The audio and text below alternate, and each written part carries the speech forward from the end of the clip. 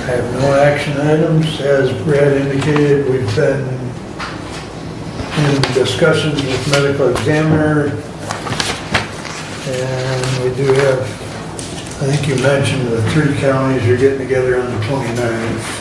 So we'll keep you updated as we proceed through that.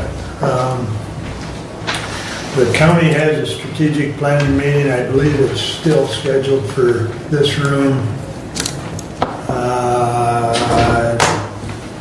on the 31st at 10 a.m.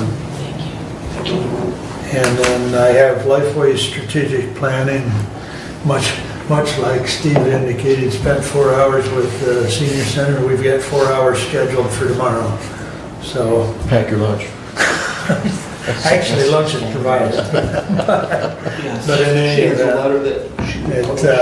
they're always good sessions, but they're long. So I have DHS and Medical Care on Thursday, and then department head meetings on Friday morning. So that's about all I've got for you at this point, unless there's any comments or questions. Back to your medical examiner. That is going to be a tri-state or a tri-county agreement then? We're working in that direction. Because originally it was Jackson and Hillsdale, right? Well, Jackson, Hillsdale, and Lenawee. Okay. There's another component there that's still being discussed, and Mike, he was going to approach them that, you know, our facility's good, or the Jackson facility's good for the 3 counties, but they had a 4th county was going to require expansion, so he was going to kind of make them put skin in the game, and sounds like it may have backfired. I just got that read from our last discussion. And, you know,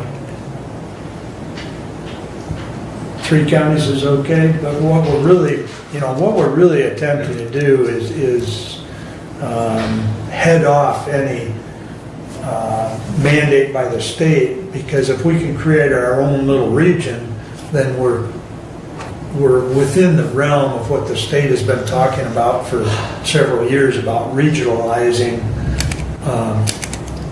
many things, and medical examiner is one of them.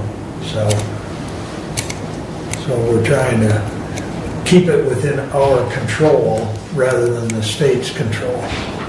So. And if I can just follow up, the real question, Commissioner Lanius, is what the organizational structure of that will be. Right now, both Lenawee County and Hillsdale County have the same type of agreement in place that Hillsdale County used to have with Lenawee County. We are buying services from Jackson County. What the intent is that it is my belief, and Commissioner Wiley, I believe you will concur, that both Dr. Casson and Dr. Mano, they wanted this to be a 3-county entity. So in other words, we wouldn't be buying service from another county. We would be it would be our own entity that would provide medical examiner services to those 3 counties. And so the question right now remains of how we make that happen. And that's part of the ongoing discussions. And to go along with that,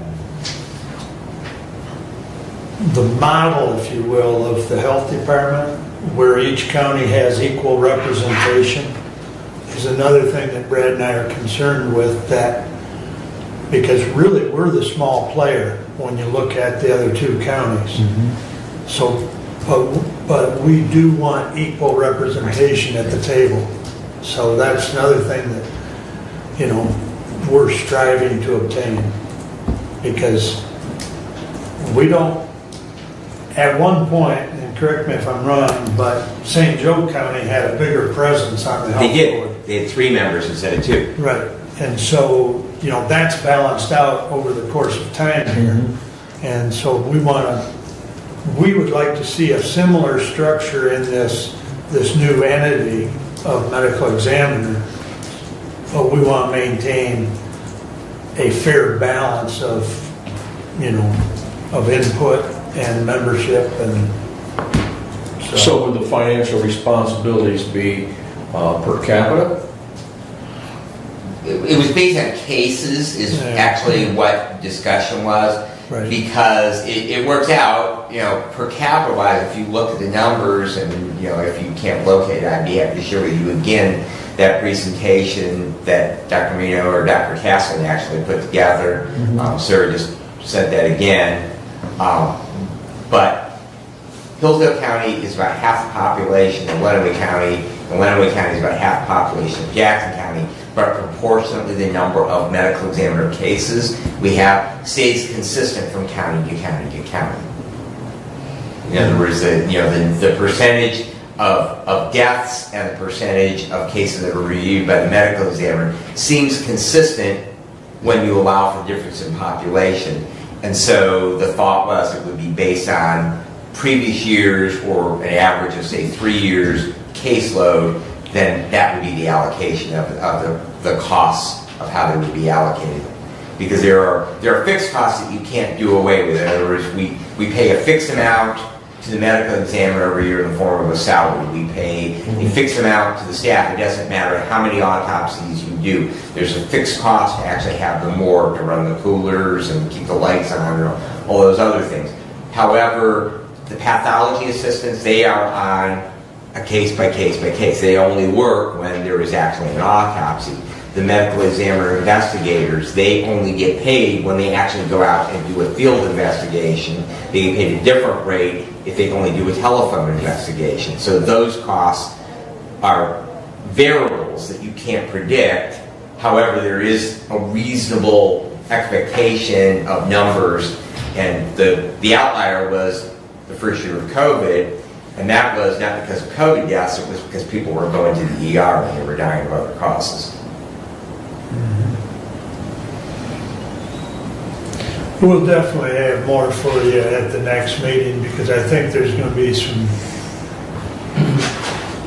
very healthy discussion on the 29th. So we'll keep you abreast.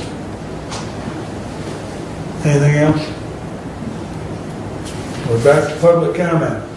Anyone